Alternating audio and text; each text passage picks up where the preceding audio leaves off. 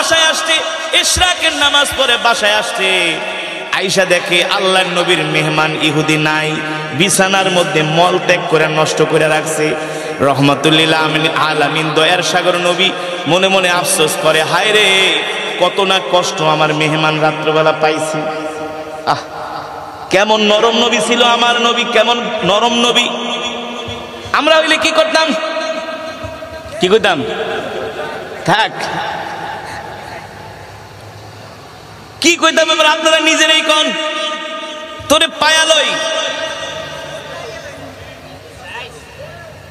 আরে সাইজ তো আছেই, গালি যে কয়টা দিতাম 1 সেকেন্ডের ভিতরে নাকি। পোলাপান পাঠে দিতাম, ওরে ধরে লয় কই আছে খুঁজে লয়, আর আড্ডি গুড্ডি ভেঙে ফেলাম, ওরে আদর করে খাওয়াইলাম, আমার বিছানায় ঘুম পাড়াইলাম, তার বিনিময়ে ওই আমার বিছানায় এইভাবে নষ্ট করে গেল, ওরে ছাড়া যাবে না। ঠিক কিনা বলেন? চরম পর্যায়ের বেয়াদবি ইহুদি আল্লাহর নবীর সাথে করলেন। এ যুবক যারা শুধু বলে হুজুররা গরম গরম ওয়াজ করে, এ হুজুররা শুধু গরম ওয়াজ করে না, হুজুররা নরম ওয়াজও করে। কোরআনের মধ্যে নরম ওয়াজও আছে, আবার জিহাদের ওয়াজও আছে, যখন যেমন তখন তেমন। ঠিক কিনা বলেন? আল্লাহর নবী কয়, আহারে আমার মেহমান ইহুদি কতই না কষ্ট পাইছে রাত্রবেলা, এ কারণে আমার বিছানাটাকে নষ্ট করে দিছে। ইহুদি যাওয়ার সময় ভুলে তার একটা দামি তরবারি আল্লাহর নবীর ঘরে রাইখা ভুলেই চলে গেছে। কারণ চোর যত বড় চালাক হোক, চুরি করার সময় কিন্তু একটা প্রমাণ রেখে যায়। দেখবেন ডাকাত যত বড় চালাক হোক, ডাকাতি করার পরে কিন্তু একটা প্রমাণ, চোর যত বড় এক্সপার্ট চোর হোক, চুরি করার পরে যাওয়ার সময় একটা প্রমাণ সে রেখেই যায়। ইহুদির দামি তরবারি খাটের নিচে রাইখা ঘুমাইছে, তো ফজরের আজানের পরে সূর্য ওঠার আগে নিজের জান নিয়ে আগে পালায়, দামি তরবারি রেখা ইহুদি চলে গেছে। এখন যখন সকালবেলা হয়েছে, ইহুদি কয়, কিরে আমার তরবারি কোথায়? তরবারি খুঁজে পায় না।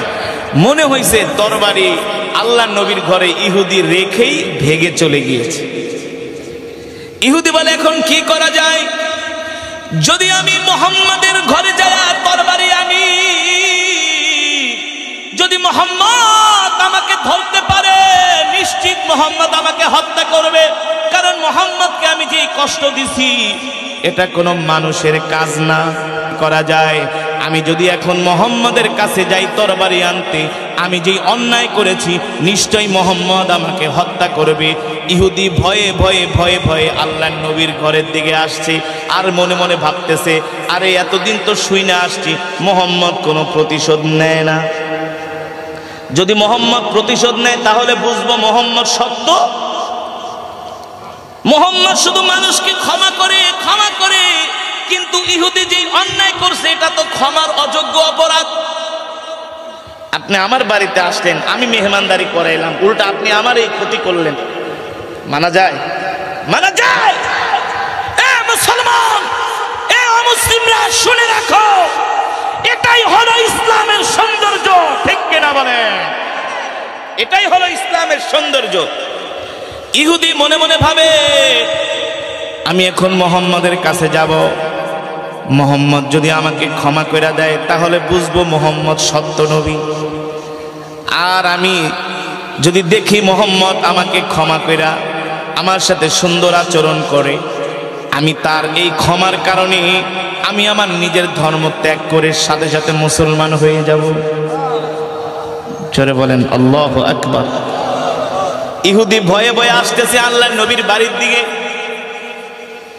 আল্লাহ নবী ইহুদিকে দেখে ডাক দেয়, তালিয়া শাবাব, এদিকে আসো যুবক, রাত্রবেলা তুমি আমার মেহমান হয়েছিলে, আমি মনে হয় তোমার পরিপূর্ণ খেদমত করতে পারি নাই, এই কারণে তুমি আমার বিছানাটা নষ্ট করে দিছো। ইহুদি মনে মনে কে, মুহাম্মদ তুমি বলো কি, তুমি আমার খেদমত করতে পারো না? মানে তুমি আমাকে তোমার নিজের খাবার খাওয়ায়া, নিজের বিছানায় ঘুম পাড়ায়া তুমি যায় মসজিদে ফ্লোরের মধ্যে ঘুমাইছো। মুহাম্মদ, তোমার মতো এত সুন্দর উত্তম চরিত্রের মানুষ আমি আজ পর্যন্ত কোনোদিন মক্কায় দেখি নাই। আল্লাহ নবী বলে, ইহুদি মনে হয় তোমার রাত্রবেলা কষ্ট হয়েছে,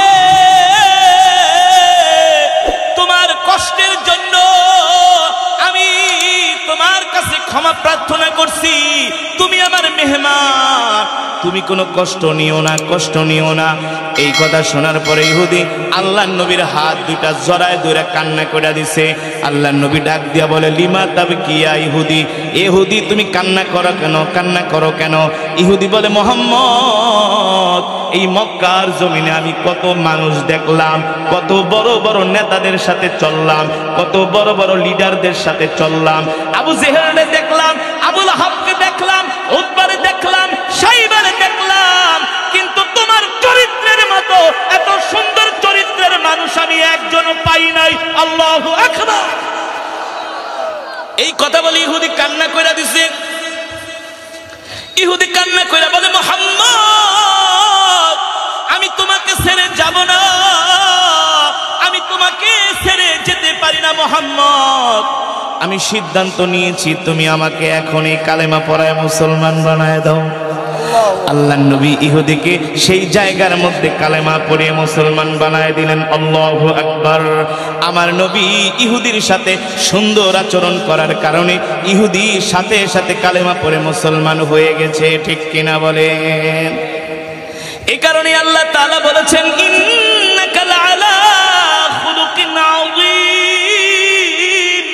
ওগো নবী, আপনার চরিত্রই হলো সর্বশ্রেষ্ঠ চরিত্র, আপনি হলেন সর্বশ্রেষ্ঠ চরিত্রের উপরে প্রতিষ্ঠিত। আমার নবী 13টা বছর মক্কার জমিনে ছিলেন। মক্কার এমন কোন মানুষ বলতে পারবে না আমার নবী কোন মানুষের মনে কষ্ট দিয়েছেন। বলতে পারবে? 13 বছর কষ্ট দেওয়ার পরে নবী যখন মক্কা থেকে মদিনায় চলে গেলেন হিজরত করে, আর মক্কার কাফেরদের যন্ত্রণায় মদিনায় থাকতে পারলেন না, মক্কায় থাকতে পারলেন না। আল্লাহর নবী চলে গেলেন মদিনায়। মদিনায় আল্লাহর নবী যখন চলে গেলেন 1 মাস 2 মাস 3 মাস পরে মক্কার কাফেরদের মাঝে ঝগড়া লেগে যায়, একজনের সাথে আরেকজনের মারামারি লেগে যায়, একজনের সাথে আরেকজনের দ্বন্দ্ব লেগে যায়। এবার মক্কার কাফেরদের মাঝে 2টা গ্রুপ হয়ে যায়। এক গ্রুপ আরেক গ্রুপকে বলে, হায় রে, আগে যখন মুহাম্মদ মক্কায় ছিল আমরা মারামারি করলে মুহাম্মদ আমাদের ঝগড়াগুলো সমাধান করে দিত, আমরা আমাদের অর্থগুলো মুহাম্মদের কাছে জমা রাখতাম। এখন চোর বাটপার আবু জেহেলের কাছে টাকা জমা রাখলে আত্মসাৎ করে, বুঝেন নাই? মক্কার বড় বড় লিডারেরা আল্লাহর নবীর কাছে এনে টাকা জমা রাখতো, অর্থ জমা রাখতো, কারণ জানে আল্লাহর নবীর কাছে জমা রাখলে তাদের অর্থ কখনো আমানতের খেয়ানত হবে না। আবু লাহাবের কাছে অর্থ রাখে, আবু লাহাব মাইরা দেয়। মক্কার কাফেরদের মাঝে ঝগড়া লাগে, এখন আর কেউ মীমাংসা করে দেয় না। এখন মক্কার কাফেরেরা হারে হারে টের পায় আল্লাহর নবী তাদের জন্য কত বড় রহমত ছিল। এবার সব মক্কার কাফেরেরা একসাথে হয়ে বাইতুল্লাহর চত্বরে আসলো। আয়েশা এক গ্রুপ আরেক গ্রুপকে দোষারোপ করে, তোদের কারণে মুহাম্মদ মক্কা ছেড়ে মদিনায় চলে গেছে। আরেক গ্রুপ বলে, তোদের কারণে মুহাম্মদ মক্কা ছেড়ে মদিনায় চলে গেছে। মাঝখান দিয়া ওলীদ ইবনে মুগীরা, আবু লাহাব বলে, একটা সিদ্ধান্ত নেওয়া যায়। কি সিদ্ধান্ত? আমরা মক্কা থেকে একটা দূত পাঠাই মদিনায়, দেখি মুহাম্মদ মদিনায় কেমন আছে।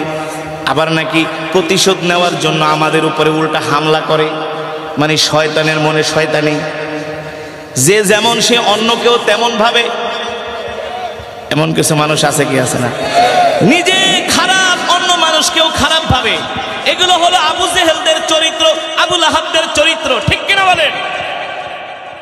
এক গ্রুপ আর এক গ্রুপকে বলে, শোনো, আমরা মদিনায় একজন দূত পাঠাই, দূত মারফতে আমরা জানি আসলে মুহাম্মদ এখন মদিনায় কি করতেছে, না আমাদের উপর আবার হামলা করে প্রতিশোধ নেয়। আবু লাহাব ওলীদ ইবনে মুগীরা বলে, যেন তেন লোককে পাঠানো যাবে না, একজন শিক্ষিত জ্ঞানী মানুষকে পাঠাতে হবে। কাকে পাঠানো যায়? তারা সিদ্ধান্ত নিল, মক্কার সম্ভ্রান্ত পরিবারের একজন সন্তান, শিক্ষিত মানুষ, কবি স্বভাবের মানুষ, ভদ্র মানুষ, তার নাম হলো উরওয়া ইবনে মাসউদ। নাম কি? উরওয়া ইবনে। যুবক, নবীর চরিত্র কেমন ছিল? আজকে আমরা অমুক নেতার পিছনে ঘুরি, অমুক নেতার পিছনে ঘুরি। আল্লাহর কসম করে বলি, দুনিয়ার কোন নেতা তোমাকে জান্নাতে নিতে পারবে না।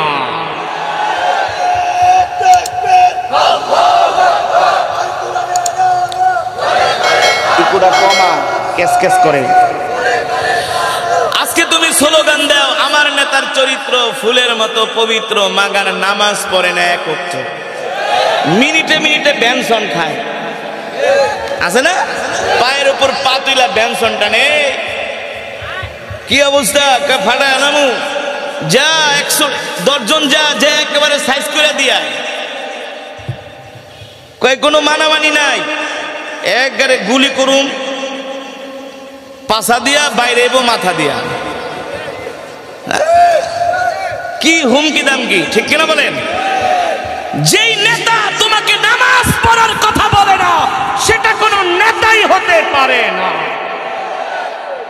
যেই নেতাকে দেখলে জাহান্নামের কথা মনে পড়ে না, জাহান্নামের শাস্তির কথা মনে পড়ে না, সেটা কোনো নেতাই না। যেই নেতাকে দেখলে তোমার পরকালের কথা মনে উঠবে সেটাই তোমার আসল নেতা, ঠিক কিনা বলেন? আজকে আমাদের দেশের যুব সমাজ কোথায় যাচ্ছে? আজকে তাদের গন্তব্য কোথায়? নামাজ নাই, রোজা নাই, দিন নাই, ইসলাম নাই, ঘুমের থেকে উঠে সকাল 10টা বাজে। আছে কি আছে না?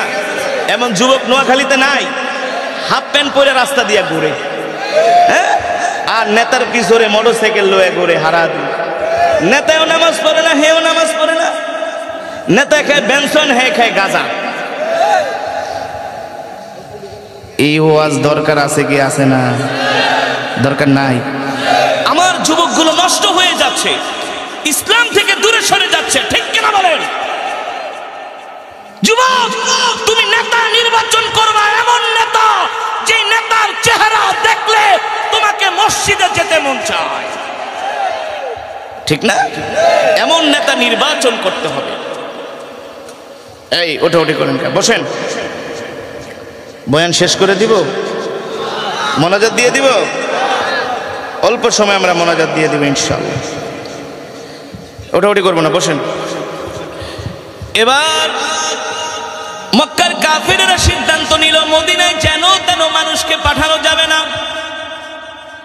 কাকে পাঠানো যায়, কাকে পাঠানো যায়? তারা সিদ্ধান্ত নিল উরওয়া ইবনে মাসউদকে পাঠাবো। উরওয়া ইবনে মাসউদ একজন শিক্ষিত যুবক, কবি স্বভাবের মানুষ, ভদ্র মানুষ, জ্ঞানী মানুষ। মক্কার সম্ভ্রান্ত অনেক দিন সফর করে তিনি মদিনায় গেলেন। ক্লান্ত হয়ে গেছেন, পরিশ্রান্ত হয়ে গেছেন। মদিনায় যায় মানুষদেরকে জিজ্ঞেস করে, আইনা মুহাম্মদ ইবনে আব্দুল্লাহ, তোমরা কি জানো মক্কা থেকে একজন যুবক মদিনায় আসছে? তাকে কি তোমরা চিনো? মদিনার মানুষ বলে, বলো কি, বলো কি? সে তো শুধু একজন যুবক না, সে তো হলো আমাদের নবী রাহমাতুল লিল আলামিন। যেই দেশে গুণীদের কদর করে না ওই দেশে গুণী জন্ম নেয় না। যেই দেশে ন্যায় নীতিবান মানুষকে সম্মান করা হয় না ওই দেশে, ওই সমাজের মধ্যে ন্যায় নীতিবান মানুষেরও জন্ম হয় না। মক্কার কাফেরেরা আল্লাহর নবীকে চিনে নাই, কিন্তু মদিনার মানুষ কথা কয় না, হে বলস কি বেটা, যুবক মানি সে তো আমাদের নবী, সুবহানাল্লাহ। কোথায় তোমাদের নবী? তার কাছে একটু আমাকে নিয়ে যাও। ইমশি মাই, চলো তুমি আমার সাথে চলো। এবার উরওয়া ইবনে মাসউদকে নিয়ে একজন সাহাবী আল্লাহর নবীর বাড়ির দিকে যাচ্ছেন, আল্লাহর নবীর বাড়ির দিকে যাচ্ছেন। উরওয়া ইবনে মাসউদ ক্লান্ত পরিশ্রান্ত, সাহাবী ডাক দিয়া বলে, তুমি এখানে দাঁড়াও, আগে যায়া আল্লাহর নবীর থেকে অনুমতি নিয়ে আসি। উরওয়া ইবনে মাসউদকে আগে আমরা মুহাম্মদের ঘরে ঢুকে যাইতাম, আর দেখি তার কাছ থেকে এখন অনুমতি নিতেও হয়, কারণ তোরা তো ছিলি বেয়াদব, আর মদিনার মানুষ হলো আদববান। তোরা তো নবীকে চিনোস নাই। আল্লাহর নবীর ঘরে সাহাবী ঢুইকা জিজ্ঞেস প্রশ্ন করলেন, অনুমতি নিলেন, ওগো আল্লাহর নবী, মক্কা থেকে একজন যুবক আসছে আপনার সাথে দেখা করার জন্য, আপনি কি অনুমতি দিবেন নাকি? আল্লাহর নবী বসা ছিলেন, তিনি দাঁড়ায় গেলেন। বলো কি? মক্কা থেকে যুবক আসছে মানে আমার দেশের মানুষ আসছে, কারণ মক্কা তো হলো আল্লাহর নবীর জন্মভূমি, মাতৃভূমি। আপনি যদি বিদেশে যান, মালয়েশিয়া, সিঙ্গাপুর, থাইল্যান্ড অথবা সৌদি আরব, যদি হলেন সেনবাগের সমীর মুন্সির হাটে আপনার পাশের বাড়ির একজন লোক আপনার সাথে দেখা করতে আসছে, হোক সে আপনার শত্রু, আনন্দ লাগে কি লাগে না? কই আর কাগু কই হাতের লোয়ায় আর কাছে কথা কন, যতই দুশ্মনী থাকুক কাগু আই সব মিলে গেছে, আপনি আর কাছে আইছেন, আপনি কি খাইবেন, আপনি বল, কথা বলেন। আল্লাহর নবী বলে কে আসছে, কে আসছে, আমার কাছে নিয়ে আসো, আমার দেশের মানুষ। আল্লাহর নবী তাকায় দেখে মক্কার সবচেয়ে বড় বড় দুশ্মন যারা, তাদের লোকজন। আল্লাহর নবী উরওয়া ইবনে মাসউদকে দেখা বসা ছিলেন, দাঁড়ায় গেলেন। আহলান ওয়া সাহলান মারহাবান বিকুম। আল্লাহর নবী বলে আসেন আসেন, আপনি আমার দেশের মানুষ, আপনি আমার আত্মীয়, আপনি আমার বংশের মানুষ। আল্লাহর নবী কথা বইলা উরওয়া ইবনে মাসউদকে বুকের মধ্যে জড়ায় ধরলেন। আল্লাহর নবী কান্না করে দিলেন, দিয়া বলে আপনি ভালো আছেন?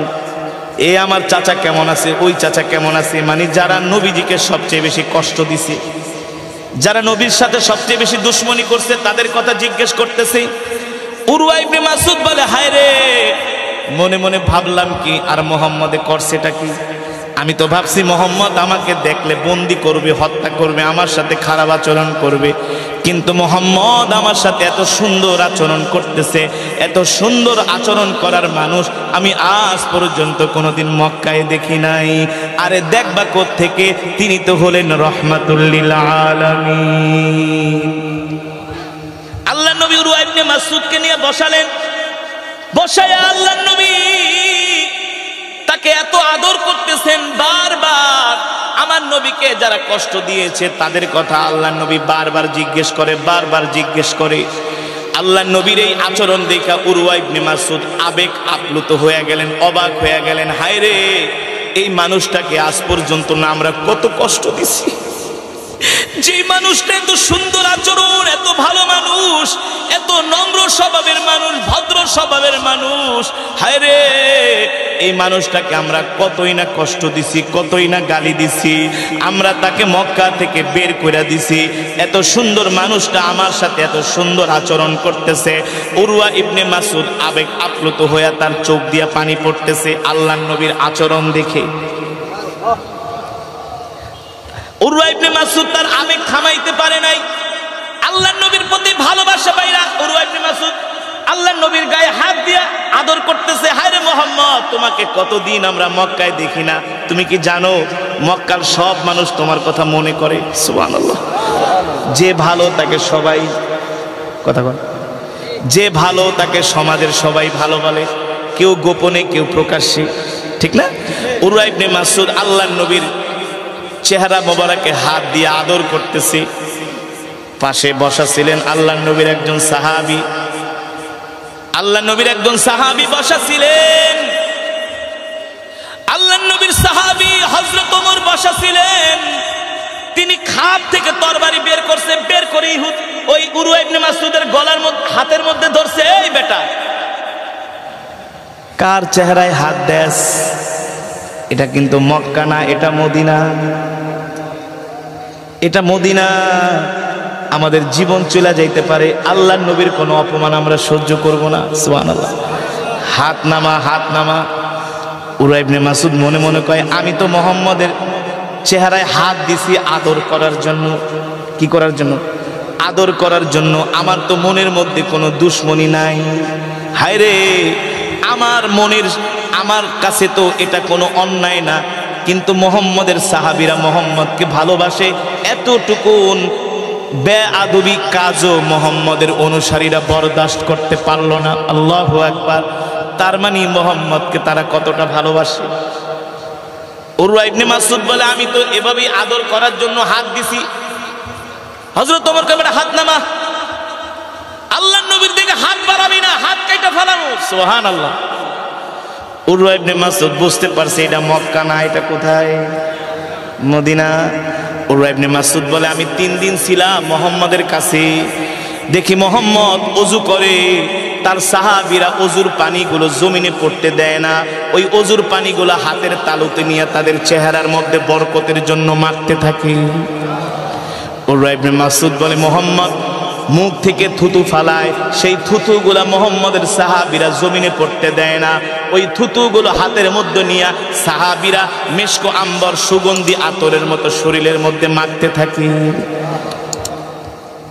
উরওয়া ইবনে মাসউদ বলে আমার আর বুঝতে বাকি রইল না মুহাম্মাদের সাহাবীরা মুহাম্মদকে কেমন ভালোবাসে।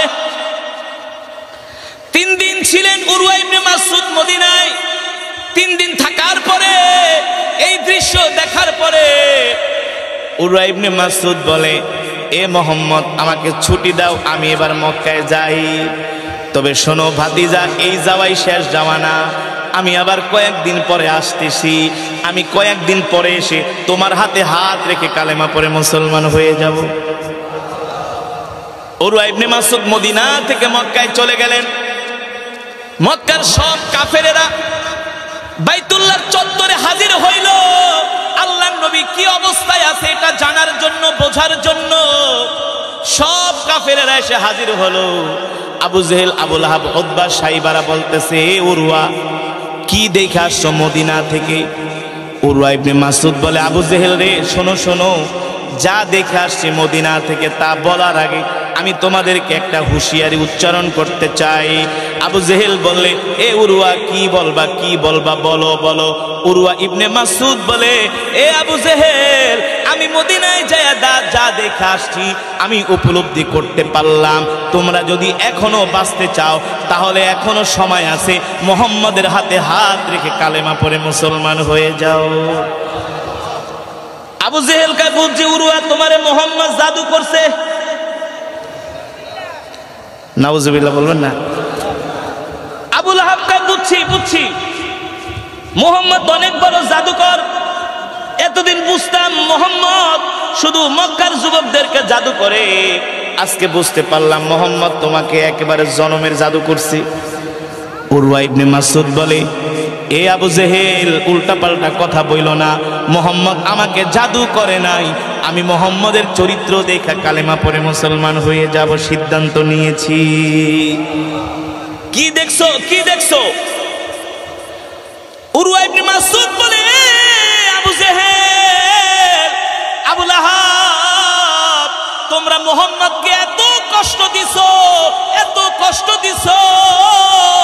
আমি যখন মদিনায় গেলাম সর্বপ্রথম মুহাম্মদ তোমাদের কথা জিজ্ঞেস করেছে। তোমরা তাকে এত কষ্ট দিছো, তোমরাই বলো তোমাদের কথা কি জিজ্ঞেস করার কথা নাকি? উরওয়া ইবনে মাসউদের এই কথা শুনে আবু জেহেল, আবু লাহাব, উতবা, সাইবার অবাক হয়ে গেলে। বলে, বলো কি, বলো কি? বলে, শুধু এটাই না, তোমরা মুহাম্মদকে কষ্ট দিছো, আর মদিনার মানুষ মুহাম্মদকে এত ভালোবাসে যেটা তোমরা কল্পনাই করতে পারবা না। মুহাম্মদকে মদিনার মানুষ এত ভালোবাসে, মুহাম্মদের জন্য মদিনার মানুষ জীবন দিতেও তারা রাজি আছে। আল্লাহু আকবার। আবু জেহেল বলে, কি দেখে আসছো? বলে, শোনো, মুহাম্মদ যখন ওযু করে তার সাথী সঙ্গীরা ওযুর পানিগুলা জমিনে পড়তে দেয় না, বরকতের জন্য হাতের তালুতে নিয়ে ওযুর পানিগুলা তারা সারা শরীরের মধ্যে বরকতের জন্য মাখতে থাকে।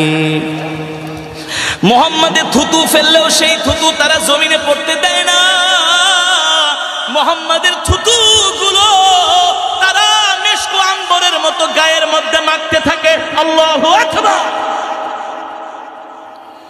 আমি যে কয়দিন মদিনায় ছিলাম মুহাম্মদ আমার সাথে এত সুন্দর আচরণ করছে, এত সুন্দর আচরণ আখলাকের মানুষ আমি আজ পর্যন্ত কোনোদিন মদিনায় দেখি নাই।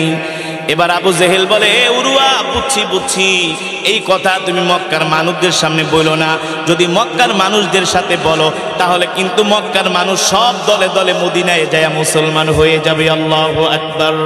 জোরে বলেন আল্লাহু আকবার। এ উরওয়া, চুপ থাকো, সাবধান, মুহাম্মাদের এই কথা কারো কাছে তোমার বলার দরকার নাই। উরওয়া ইবনে মাসউদ বলে, আবু জেহেল, যতই ষড়যন্ত্র করো, চক্রান্ত করো, মুহাম্মদকে দমায়া রাখতে পারবা না। আমি শুনে আসছি আর কিছুদিন পরে মুহাম্মদ এই মক্কা বিজয় করবে। জোরে বলেন সুবহানাল্লাহ। মুহাম্মদ কি করবে? মক্কা বিজয় করবে। এই মক্কার কাফেরদের মনের মধ্যে ভয় ঢুকে গেল। বলো কি? বলে, হ্যাঁ, মুহাম্মদের জন্য মদিনার মানুষগুলো পাগল, মুহাম্মদের জন্য মদিনার মানুষগুলো জীবন দিতে পারে। এ আবু জেহেল, আবু লাহাব, তোমাদের সময় শেষ হয়ে আসছে। মুহাম্মদ সত্য নবী, কোনো সন্দেহ নাই, কোনো সন্দেহ নাই। তোমরা ধ্বংস হয়ে যাবে, মুহাম্মদ মক্কার ক্ষমতা তার হাতে নিয়ে নিবে। আল্লাহু আকবার।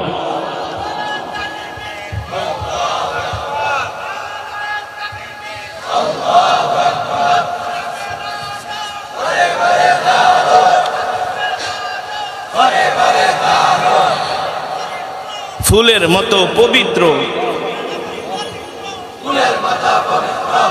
যুবক মুসলমান, বর্তমানে আমরা যে সিচুয়েশনে আছি, এই পরিস্থিতিতে থেকে যদি 250 কোটি মুসলমানকে পরিত্রাণ পেতে হয়, পৃথিবীর কোন নেতার আদর্শ গ্রহণ করলে এই পরিস্থিতি থেকে আমাদের বাঁচা যাবে না, একমাত্র আল্লাহর নবীর আদর্শ ছাড়া। ঠিক কিনা বলে?